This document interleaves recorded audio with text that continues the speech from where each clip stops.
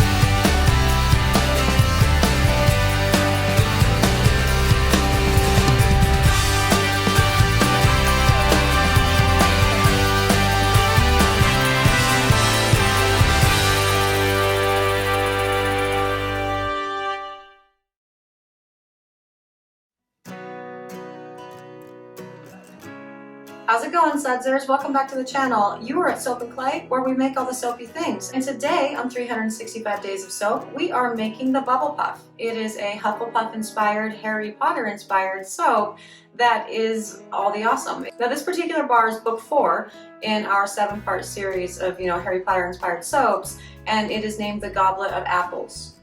Goblet of Fire, and it smells like apples, but not just apples. It has a little bit of a spice kick to it too, so it's more of a really nice like fall blend, and I love it year round, so it works out really well regardless. And yeah, as far as the design goes, I am mixing it up a little bit today. You did see me pour the Glow bar before, and it was the 9-layer thing in the diagonal, and we're still doing the diagonal, we're still doing the layers, but as I was actually talking about that soap, I realized in the video that I really don't have a real reason to have 9 layers in there instead of 7, because 7 books, 7 soaps, 7. So I am actually messing with the layers a little bit. We have 7 instead of 9, and also I am changing up the way that we are pouring those layers. So you're going to get to see another way to pour a perfect layered soap. And this time I'm not cheating. I'm not using Melt and Pour, and I'm not using Georgia May. So let's go check it out.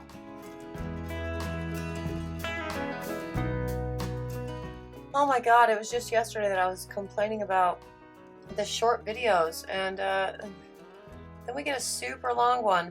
And this one is long because it's, one of the Harry Potter inspired soaps, and they take a long time.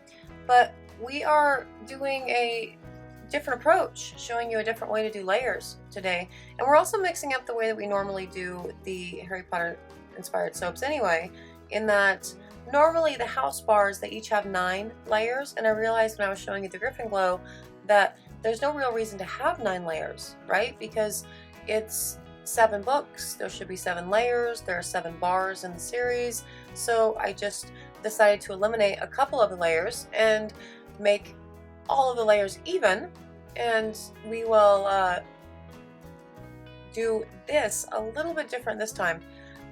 So what I am doing here is I have weighed out the entire oil amount that I'm going to need for the batch, right? And then separated that, divided by 7. And I am doing individual pours for every layer. So the little beakers up top in the, dead center there, they have the lye in the water that are cooling.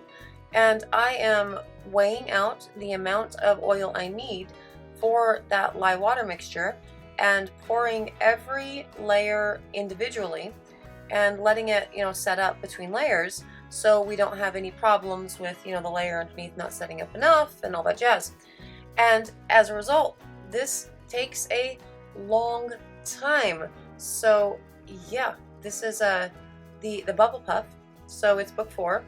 And every layer is going to be scented on its own, and it's a really cool blend. It's actually an interesting, it's an apple with some spices in it, and it's a very much a fall apple blend, which I really love, year round, just because the fall is my favorite season.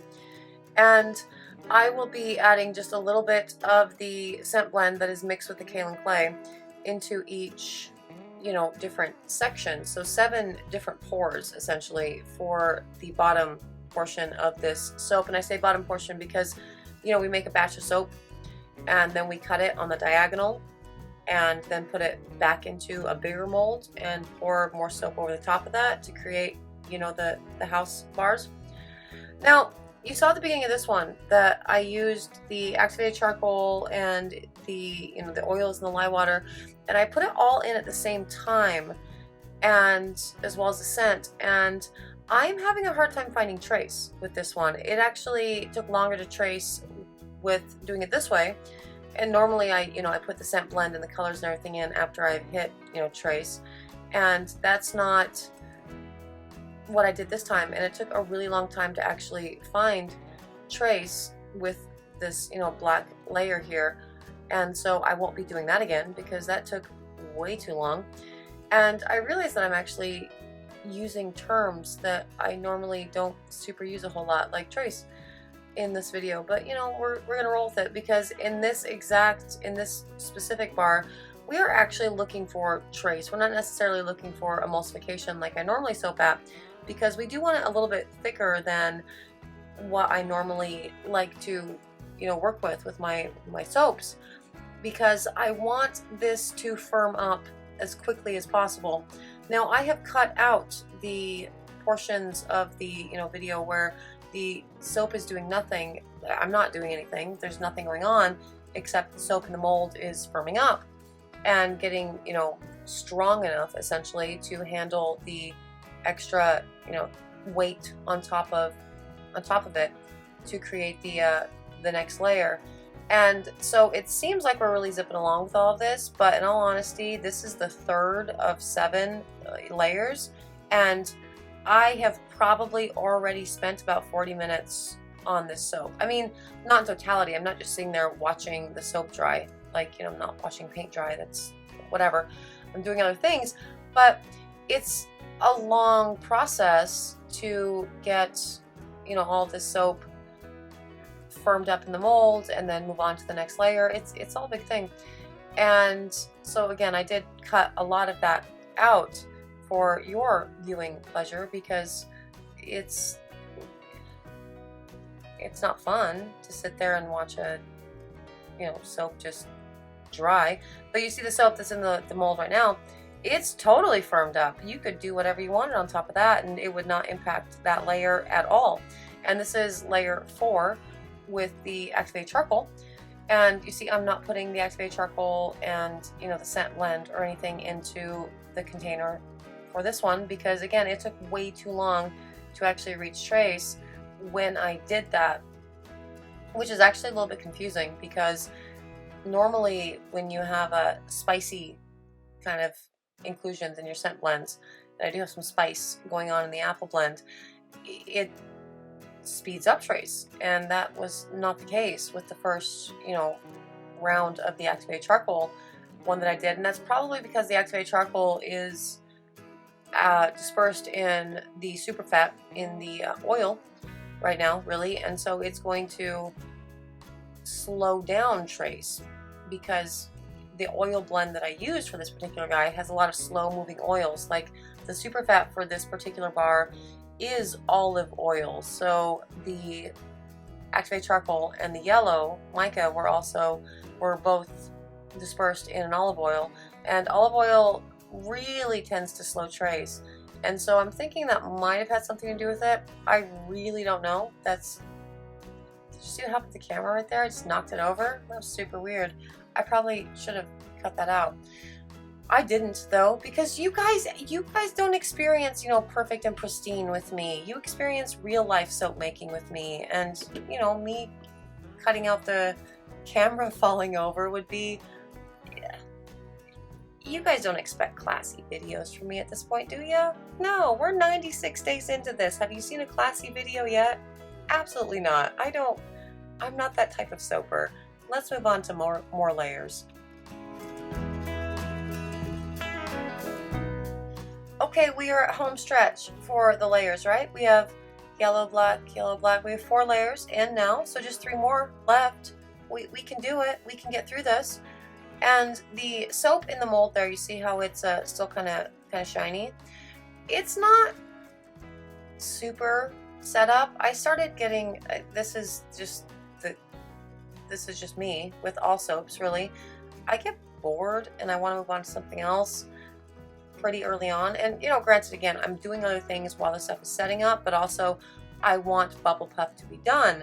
So I just kind of stopped waiting between layers to pour the next one by this point. So it's going to be a delicate pour down the wall, which is fine because, as you can see, I was doing a wall pour through all of them because wall pours are great. They are going to really sort of minimize the force at which the soap that you're pouring out goes down onto the other layer, and that's good because we don't want it to break through in a layered soap, and we want everything to be nice and crisp and clean and nothing, you know, no weird drop swirl techniques going on inside the middle of a layered soap.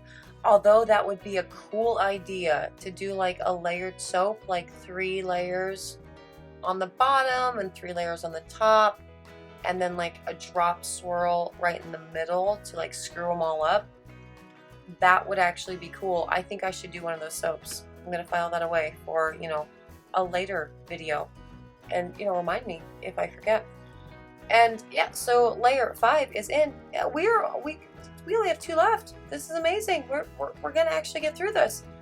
And yeah, so doing it this way is gonna be, again, it's gonna really control your layers and make it so you're not stressing out through the entire process. Because if you were to do the entire batch, this particular soap now that we're working with, it is a 3-pound batch, and if you were to mix up the entire batch and weigh everything out and then just alternate your colors, you know, yellow and black throughout the layers, by the time you were at this point, the soap batter in the your containers that you hadn't poured out yet would be so thick that you would be spooning it on and kind of like smashing it down to hopefully avoid any sort of, you know, air pockets, and it would be not a fun experience. So honestly, separating your batch into, you know, little individual portions and getting, you know, trace with a small amount of soap versus, you know, the whole recipe really is kind of the better way to go if you are looking at doing, you know, really good crisp layers. Which for the house bars, I want to do really good crisp layers, and you know, sometimes it doesn't work out. Sometimes I literally only have 30 minutes to make one of the house bars and I have to do the thing, and so it shows in the end product. Nobody ever seems to really care, but I care because it didn't get done, you know, right or whatever. Now, when you're working with such a small amount of lye and oils, like the little teeny tiny Pyrex there, it does not take long to cool down the lye water. It takes probably, you know, 7 minutes. It does not take long to hit trace. It takes, you know, less than 30 seconds. And those are good things. I like that. I love working with teeny tiny batches. That's very enjoyable to me. But the whole process of waiting for the soap in the mold to set up, that is the piece that actually takes a fairly long time. And so not, you know, fun in that regard. But the end result ends up being a soap that is very, you know, the layers are perfect. And when have I ever made perfect layers, you guys? I don't do that. I don't make perfect layers. I make crap layers. I'm impatient layers, and this guy's going to be great, and I'm super excited to see it, and I'm even more excited that it's done, right? So we have the 7 layers in. It is going to go into the oven. It is definitely going to get seat-popped. We're going to split that on the diagonal tomorrow and pour, you know, the next piece of a 3-day pour.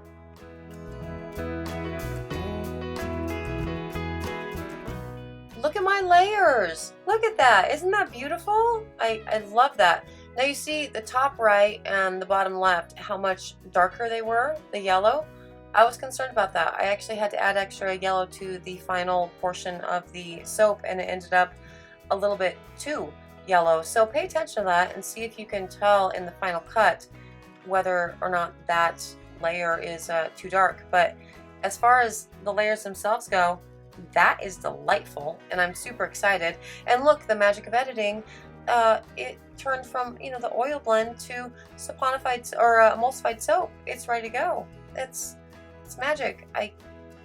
You just watched me, you know, get 7 layers to trace. Did you really want to see it again? Right? No, why would you? There's a lot. And yeah, so this top portion is going to be poured over the soap that we have cut on the diagonal. And I use a, I don't know what they're called. They have 2 handles on them, and there's a blade in the middle, and it's like the movie Audition. Have you ever seen the movie Audition with the piano wire? It's a Japanese horror, whatever.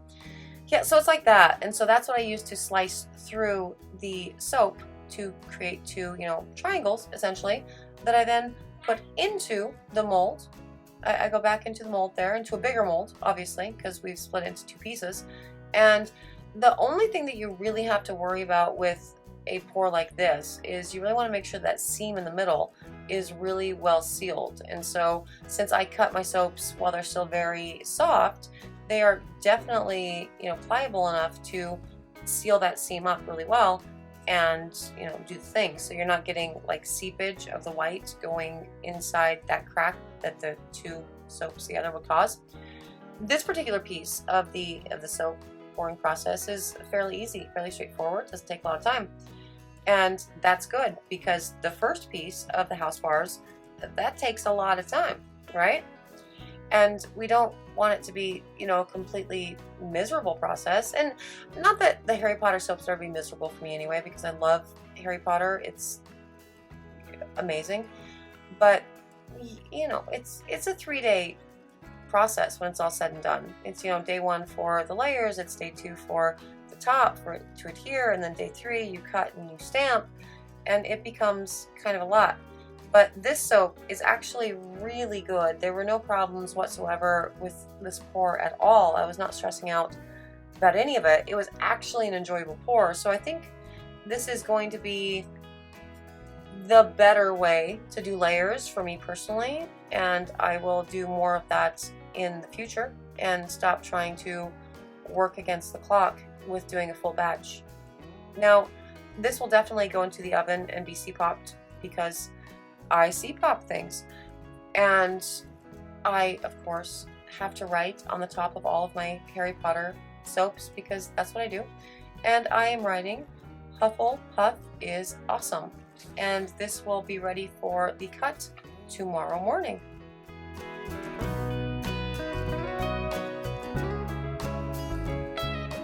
So it's cut day, and you can totally see the Hufflepuff is awesome there. That's, yeah. But what's going on with the browning of the beautiful white batter that was there before? That, my friends, is discoloration. And normally with this blend that I do for like the you want to mimic like the apple, spicy apple, like apple cinnamon type blend, I have had no problems with discoloration at all. And this one, I clearly had problems. So that's not great. What this ultimately means is that the entire bar, the white portion that we poured over the top of the diagonal, will... Oh, that's kind of cool looking though, with the white and then like the brown. Yeah, that's really cool.